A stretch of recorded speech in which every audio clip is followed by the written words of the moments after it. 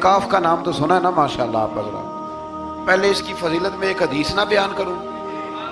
نبی کریم صلی اللہ علیہ وسلم نے فرمایا، یہ مسلم شریف کی حدیث ہے، دجال آئے گا قیامت کے قریب اور بڑے لوگوں کو گمراہ کرے گا.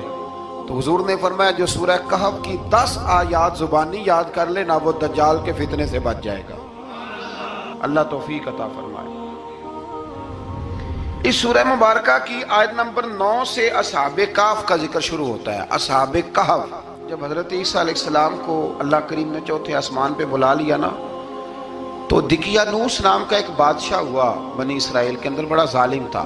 اس نے گمراہی پھیلا دی، اور جو لوگ معاذ اللہ کفر اور شرک نہیں کرتے تھے انہیں قتل کروا دیتا. تو 7-8 نوجوان اپنا ایمان بچا کے بھاگے. او ہو اللہ اکبر، ساری دنیا مال بچا کے بھاگتی، وہ 7-8 نوجوان اپنا ایمان بچا کے بھاگے کہ یہ ہمیں کہیں کفر کی طرف نہ لوٹا دے. تو جا کے ایک غار کے اندر چلے گئے، تو ایک کتا بھی ان کے ساتھ ہو گیا. انہیں کتے کو بڑے روڑے مارے کہ یہ اگر بھونکے گا، آواز نکالے گا تو ہم پکڑے جائیں گے، ہم نے تو چھپنا ہے. پر اس کو نہ ولیوں سے پیار ہو گیا تھا. اس نے کہا بھگاؤ جتنا مرضی مجھے، فطرت میری ہے کہ میں بھونکتا ہوں، پر جب اللہ کے ولی ہوں تو پھر میں ادب کرتا ہوں. یہ قرآنی واقعہ ہے. اچھا، یہ عین وہ واقعہ ہے قرآن مجید کا کہ جو بہت ساری چیزوں پر ویسے ہی نص ہے اور بہت ساری زبانیں ویسے ہی گونگ ہو جاتی. تو وہ 6-7 لوگ تھے، وہ چلے گئے غار کے اندر، جا کے انہوں نے پناہ لے لی. بادشاہ کو پتہ چل گیا کہ غار کے اندر ہے. اچھا، اللہ کی قدرت جیسے ہی داخل ہوئے انہیں نیند آ گئی، یہ سو گئے. اور قرآن مجید کہتا ہے، قرآن مجید کے یہ لفظ ہیں کہ کتا غار کے منہ پر بازو پھیلا کے بیٹھ گیا، گویا اپنے مالکوں کی خدمت کر رہا ہے. اب میاں صاحب کی ایک بات کر لیں درمیان میں. میاں صاحب فرماتے ہیں، جنہ تنا وچ عشق نہ رچیا، کتے ہونا تھی چنگے، اور چلو مالک دے کر راکھی کر دے، صابر بھوکے ننگے. یہ دیکھو نا کہ اتنا تو ان کے اندر بھی کمال ہے. اپنے نا دونوں بازو پھیلا کے، کتا بھی غار پہ بیٹھ گیا. ان کو نیند آ گئی. بادشاہ نے پتہ کرایا کہاں بھاگ کے گئے، تو کہا وہ غار کے اندر ہیں. بادشاہ کہنے لگا کہ ان کی سزا یہ ہے کہ ایک دیوار چن دو غار کے منہ میں، غار کو ہی بند کر دو.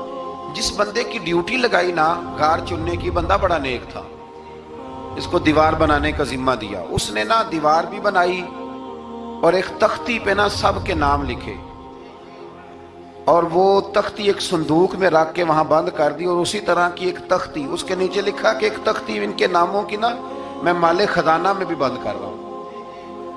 اللہ تبارک و تعالیٰ کی قدرت کے بعد مفسرین نے لکھا ہے وہ 100 سال تک سوئے رہے، اور بعض نے لکھا ہے کہ 300 سال تک سوئے رہے.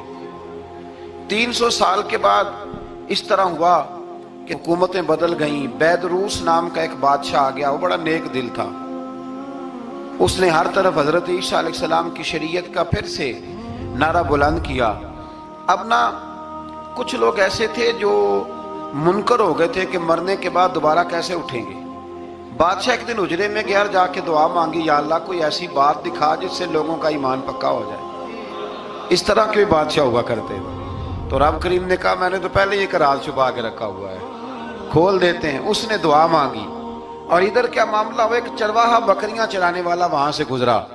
اس نے سوچا یہ دیوار ہے، اگر اس کا منہ کھول لوں نا کبھی تو میری بکریاں یہاں تھوڑا سا دھوپ کے اندر سستا لیا کریں گی. اس چرواہے نے کیا کیا کہ اس نے وہ دیوار گرائی تاکہ میری بکریاں اندر جایا کریں. وہ دیوار گرائی تو اس نے اندر 6-7 لوگ سوئے ہوئے دیکھے، اور کتا بھی سویا ہوا دیکھا. اللہ تبارک و تعالیٰ اپنی قدرت سے، اپنے فضل سے ان کی کروٹیں بھی بدلتا رہا. اپنی قدرت سے ایک طرف انسان پڑا رہے نا تو اعضاء گل جاتے ہیں، ان کی کروٹیں بھی بدلی جاتی، مناسب روشنی بھی دی جاتی، حرارت بھی. اس نے دیوار گرائی تو ان کی آنکھ کھل گئی. ایک دوسرے سے کہنے لگے آج تو بڑی گہری نیند سوئے ہیں یار، آج تو لمبی نیند پوری کر لی. چلو بھوک بڑی لگی ہے، ایک دوست کو بھیجو. یہ سارا واقعہ قرآن مجید میں موجود ہے، میں اپنے لفظوں میں بیان کر رہا ہوں. جاؤ ایک دوست کو بھیجو بازار سے نا کھانا لے آئے. پیسے وہی 300 سال پرانی کرنسی. وہ جب نان بھائی کی دکان پہ گیا نا سامان لینے، اس کو پیسے دیے تو وہ نان بھائی نے ہاتھ پکڑ لیا، کہنے لگا میاں تو کدھر سے آیا، یہ کون سے پیسے؟ اس نے کہا پیسے کاہے کہ میں بھی سوچ رہا ہوں کہ حالات بدلے ہیں، سارے حضرت عیسیٰ کا کلمہ پڑھ رہے ہیں، ماحول اور ہے۔ اس نے کہا تیرے ہاتھ کوئی خزانہ لگ گیا ہے، یہ تو ہم نام سنتے تھے کہ یہاں کوئی دقیانوس نام کا بادشاہ رہا ہے، کوئی خزانہ، بتا کہاں سے لیے؟ شور ہوا، حاکم شہر تک خبر پہنچی، بادشاہ تک پہنچی۔ اس نے بتایا کہ بھئی ہم تو دقیانوس کے ڈر سے بھاگے ہیں، کل بھاگے ہیں یا آج سویرے، اتنا زیادہ ہمیں پتہ نہیں، کل یا آج سویرے بس نا، اتنا سا ہمیں یاد ہے کہ ہم گئے تھے۔ بہرحال لوگ جمع ہو گئے، اکٹھے ہو گئے، غار تک پہنچے۔ اب جو غار کے اندر تھے وہ پتہ کہتے کہتے لگتا ہمارا دوست پکڑا گیا ہے۔ اب پکڑا گیا ہے تو اب بندے جمع ہو گئے، وہ اندر ڈر رہے تھے، تسبیح کر رہے تھے، اللہ کو یاد کر رہے تھے۔ ادھر یہ پہنچ گیا جب ان لوگوں نے یہ جیتا جاگتا رب کے فضل کا نمونہ دیکھا، اور بادشاہ نے کہا کہ یہ کیا ہے؟ صندوق کھولا تو اس کے اندر وہ تختی لکھی تھی کہ یہ ان کے نام ہے، یہ دقیانوس سے ڈر کے بھاگے ہوئے ہیں، یہاں یہ سو رہے ہیں، اور اسی کی ایک تختی میں نے فلاں جگہ بھی دفن کیا، وہ تختی بھی وہاں سے نکل آئی۔ اب سب لوگوں کی آنکھوں میں آنسو آئے اور سب کہنے لگے لا الہ الا اللہ، لا الہ الا اللہ، لا الہ الا اللہ، سب کہنے لگے ان اللہ علی کل شیء قدیر۔ جب ان کی بات پوری ہو گئی، لوگوں کے ایمان پختہ ہو گئے، تو اصحاب کہف کہنے لگے کہ ہمیں اب اجازت ہے، ہم پھر دوبارہ غار میں جاتے ہیں۔ وہ غار میں گئے تو رب نے پھر انہیں موت عطا فرمائی، نیند عطا فرمائی، تحفہ دیا۔ بادشاہ نے پھر اس کے آگے دیوار بنائی اور وہاں بادشاہ نے ایک مسجد تعمیر کرا دی، لوگ زیارت کرنے جاتے۔ یہ اصحاب کہف کا ذکر ہے۔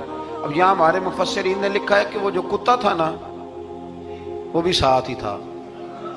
اللہ قیامت والے دن اسے انسانی، یا تو انسانی شکل ملے گی، یا جیسے رب کا فضل ہوگا رب کریم اسے بھی جنت عطا فرمائے گا۔